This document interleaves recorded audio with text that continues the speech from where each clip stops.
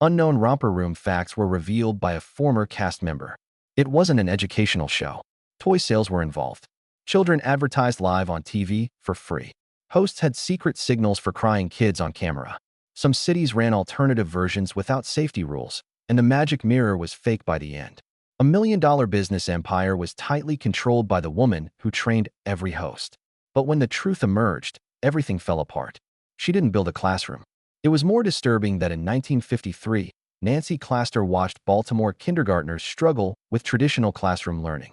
She felt uneasy. Something was off. Nancy was neither a psychologist nor a TV executive. She simply understood children's thinking. Nancy Goldman, born in 1915, married Bert Klaster in 1938 and changed children's television forever. They didn't create cartoons or silly puppet shows. Their creation was bolder. Nancy had an idea no one initially believed in. She wanted 4- and 5-year-olds on live TV. Real kids, not actors. She wanted to teach them live on camera. Romper Room, the first preschool show where kids participated, was her idea. Nancy held a simple but powerful belief. Kids enjoy watching kids, and she was right.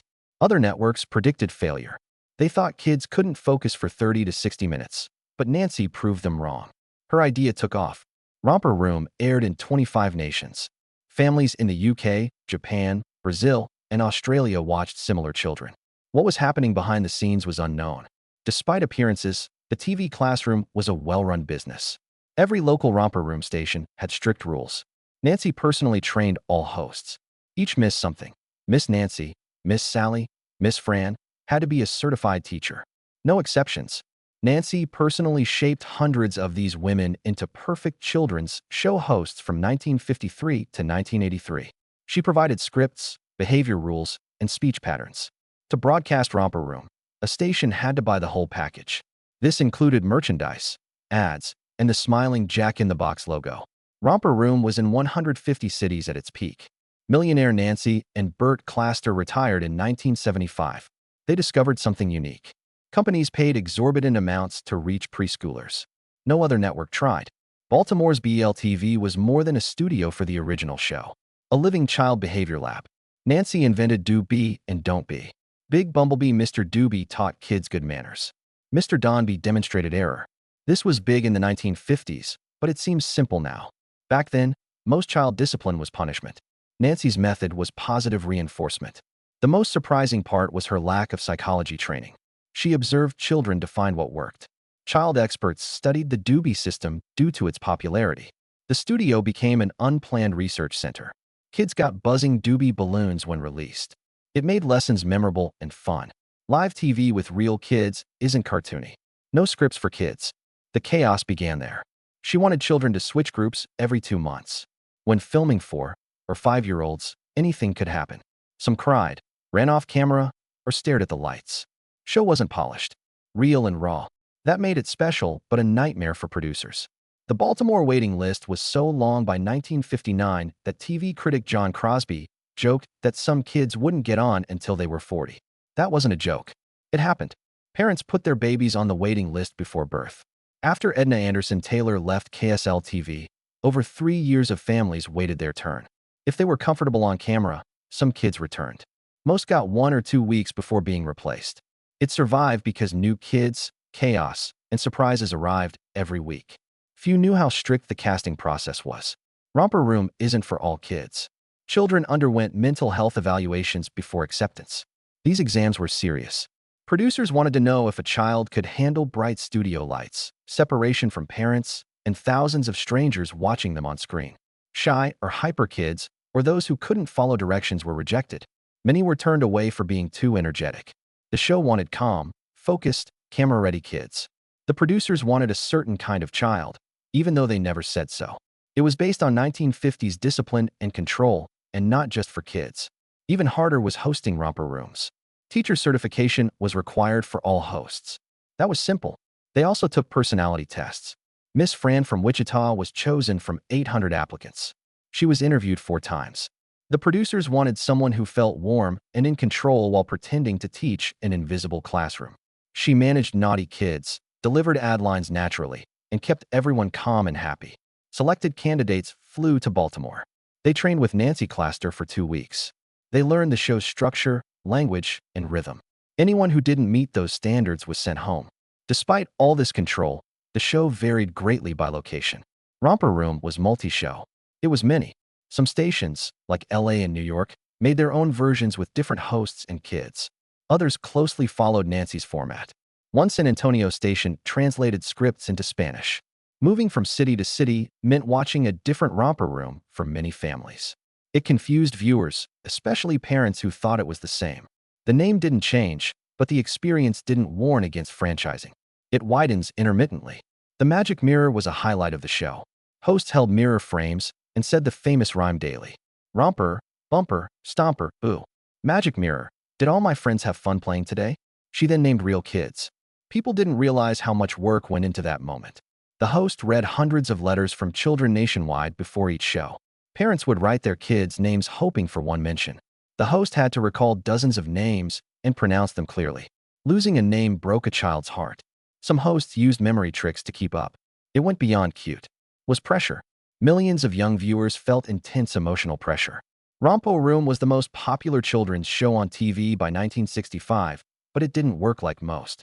Over 100 local stations created their own version with their own host instead of showing one nationwide. Not just copies. Miss Nancy or Miss Molly spoke to kids as if they were in the room in each city. In big cities like Los Angeles and New York, they filmed their own episodes without the national feed. Its international expansion was even more surprising. Romper Room appeared in Canada, the UK, Japan, the Philippines, Finland, New Zealand, Puerto Rico, Paraguay, Australia, Papua New Guinea, Argentina, and Greece. Parents signed their babies up for IN before they were born due to high demand. Baltimore. The waiting list was so long that some kids had to wait until they were 40 to appear. Critic John Crosby reported that in 1959, it was unprecedented. It wasn't just fun. The show gained government trust. It collaborated with the President's Sports and Fitness Council. Eisenhower founded the group in 1956. The show began including council-approved games and exercises after President Kennedy renamed it in 1963. Romper Room premiered those fitness routines in April. The Department of Education considered the program an educational tool, not just TV. Parents and teachers trusted the show more. It became more than entertainment. It resembled a kindergarten classroom on TV. Romper Room expanded thanks to trust. A vast product line. Kids watched more than the show. They continued to live in it after the day ended. Toys, games, and lunch plates featured show characters. Only the doobie became a universal symbol for kids. Doobie plates, educational toys, and plastic romper stompers were used around the house. Because every local station that made a show could sell these items. It became one of the first children's shows to make money from ads and became a multi-million-dollar business. Lifestyle was sold. When the show went international, those products appeared in stores worldwide. Local TV, government support, and global toys kept Romper Room alive from 1953 to 1994. Children grew up with the same smiling teacher calling their names on TV for 41 years. The show had strong academic backing. Johns Hopkins Medicine and the Kennedy Krieger Institute endorsed Romper Room methods. In collaboration with Johns Hopkins University's Institute for Education Policy, the Kennedy Krieger Group studied child development. Not just medical groups. They shaped children's learning. Respect for Romper Room increased with their support. Not just a hit show. Scientific evidence supported it. One event in 1962 nearly shattered the image. Miss Sherry, a Phoenix host, took 36 morning sickness pills while pregnant with her 5th child. She didn't know those pills contained thalidomide, a drug that caused horrific birth defects in Europe. Her husband, Bob Finkbean, a high school teacher, brought the pills home from a 10-week trip to Europe with 40 students. He picked them up in London, where thalidomide was still sold over the counter, without warnings, labels, or anyone to explain what would happen. By 1962, thalidomide had caused thousands of birth defects. Some had fins instead of legs. Bob's innocent purchase of the drug, which was never approved in the U.S., caused a national crisis. After a doctor confirmed their fears, the couple faced an impossible choice. Arizona law allowed abortion only if the mother was in danger. They needed 3 doctors' approval. Bob and Sherry warned other parents. She addressed a local newspaper on July 23, 1962. She asked to stay anonymous. The story ran with the title "Pill May Cost Woman Her Baby." But just 3 days later, the same newspaper printed another headline. An abortion case mother TV star here and gave out her name and home address. Her life changed instantly. Reporters swarmed their home in Scottsdale. Protesters showed up on their lawn. Her TV station fired her immediately, saying she wasn't fit to be on a children's program anymore. She had hosted the show for 3 years. She had won awards. Now she was out. Life magazine captured the moment in a heartbreaking photo. Sherry was sitting on the floor hugging her kids while chaos unfolded outside. The backlash became national. Death threats flooded in. The FBI had to protect her family. One letter said her children deserved to die, too. A preacher from Chicago warned her that God's punishment was coming. Reporters followed her everywhere. FBI agents had to escort her children. Even the Vatican condemned her decision, turning her into a global target. Arizona's county attorney smirked when asked if he'd press charges. He said maybe. He said it with a grin. With no legal way out in the US or even in Japan, Sherry had to go to Sweden. She flew out wearing a blonde wig, dark glasses, and a fake pregnancy belly to hide from cameras. She landed in Stockholm on August 5, 1962. A team of 10 doctors from the Royal Swedish Medical Board took 3 weeks to make their decision that on August 18, 1962, the procedure was done. The doctor later confirmed that the baby would not have survived. Its body was just a near limbless torso. The media followed every step of her time in Sweden. It wasn't just a medical trip. It had become the most public abortion story in the world. 30 years later, HBO turned it into a movie that A Private Matter starring Sissy Spacek and Aidan Quinn premiered on June 20, 1992. It brought the story back into the spotlight and reminded America of how one woman's private medical choice became a public battleground. What happened to Sherry Chesson changed the way people saw children's television, pregnancy rights, and public morality. Romper Room never fully recovered from that shock, but it also never disappeared. For 41 years, it kept showing up on screens around the world, quietly shaping the way generations of children learn to play, listen, share, and be kind. In 1979, 5-year-old Leonardo DiCaprio was brought onto the Los Angeles version of Romper Room, a popular children's show that had already been running for over 25 years. That IT was his favorite show, and his mother got him on as a treat. But almost immediately, something went wrong. Instead of quietly participating in the educational segments, Leonardo began causing complete chaos. He ran up to the live cameras, stared into the lens, and smacked them. He jumped around the stage doing flips that no one asked for. The show was supposed to teach manners and basic learning skills, but Leo turned it into his personal playground. According to DiCaprio, the crew couldn't control him. He once said, "I remember running up to the camera, looking into it, and slapping it." In another interview, he said, "They had to sit me down multiple times." When the host cheerfully announced, "Hey kids, it's story time," Leo screamed, "Yeah," at the top of his lungs, completely drowning her out. He even tried to pull his mother onto the set. By the end of the taping, the staff had seen enough. DiCaprio always described it as being fired. He was just 5 years old and already kicked off television. But years later, the host of that episode, Socorro Serrano, said something very different.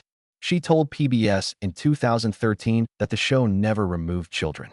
If a kid was being disruptive, they simply moved them out of the camera's view and continued filming.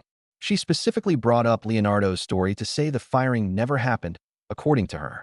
No matter how wild the kids were, no one got kicked out. They just shifted them to a quieter corner and focused the CA. Mara, elsewhere that contradiction opened a new question. Did DiCaprio exaggerate his story? Did he turn a simple redirection into a rebellious legend? The answer might be yes.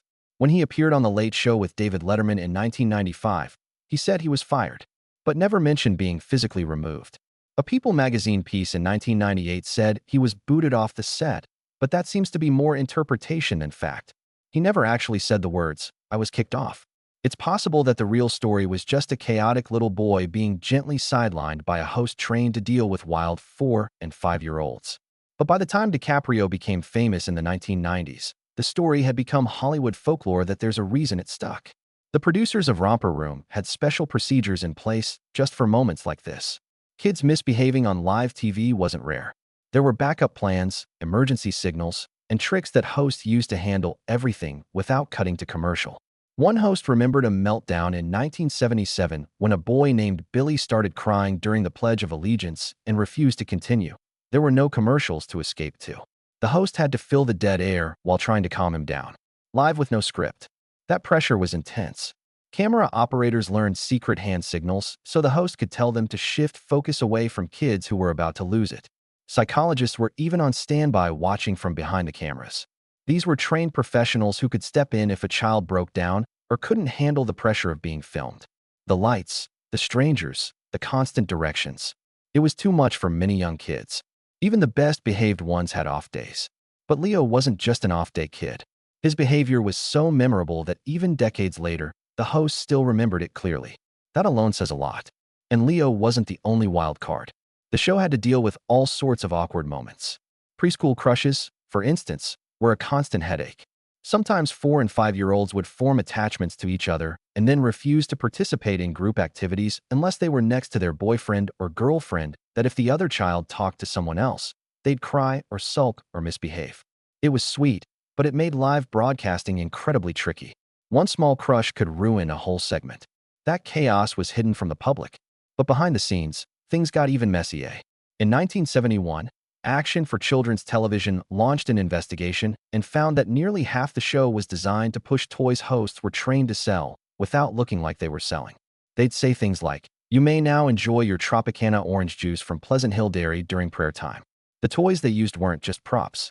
They were Hasbro products, and the kids on set were basically unpaid advertisers. Even more shocking were the sudden disappearances of local hosts. In places like Colorado Springs, beloved personalities like Miss Jan would vanish without explanation. Thousands of parents wrote letters demanding answers, but no one ever told the truth. Internal documents later showed that these hosts were being fired for personal conduct issues that stations kept secret. That secrecy allowed stations to protect their image while removing people behind the scenes, no matter how beloved they were. The show's entire model was based on franchises, which made quality control impossible. Each city had its own version, and many hosts had no training in early childhood education. Some shows used their own content instead of the approved curriculum. Others lacked even basic safety protocols. Kids in one city might get a loving educational experience at IANN. They'd be part of a messy production run by underqualified staff. Nothing was consistent. Sponsors didn't care. Toy companies had more influence than educators. Hasbro demanded that over 1/3 of each episode be spent showing kids playing with specific toys. Hosts had to say things like, "Remember to look for your Romper Room toys right in the middle of supposed learning segments." The show wasn't teaching, it was selling. Things got worse in 1981. That year, the show was renamed Romper Room and Friends and introduced puppets like Kimball, Granny Cat, and Up Up. These characters replaced live teachers. And instead of spontaneous learning moments, the show became a series of puppet skits. They made about 100 of these puppet segments and aired them nationally. The heart of the show, the live interactive magic, was gone. Now, everything was pre-recorded. Leonardo's episode happened in 1979, just 2 years before this dramatic change. Back then, the show was still live in most cities, including Los Angeles, and that's what made it special. In places like Baltimore and New York, the waiting list was so long, some kids wouldn't get a chance to appear until they were nearly in elementary school. One 1959 report even joked that some kids wouldn't get on the show until they were 40. That personal connection vanished when they started using taped episodes. The Magic Mirror segment where the host looked into the screen and said, "I can see Tommy and Jill and Maria used to feel real," because it was real. Children would send in their names, and the host would read them live. When that became pre-recorded, the magic was lost. Kids quickly realized the host wasn't really seeing them anymore.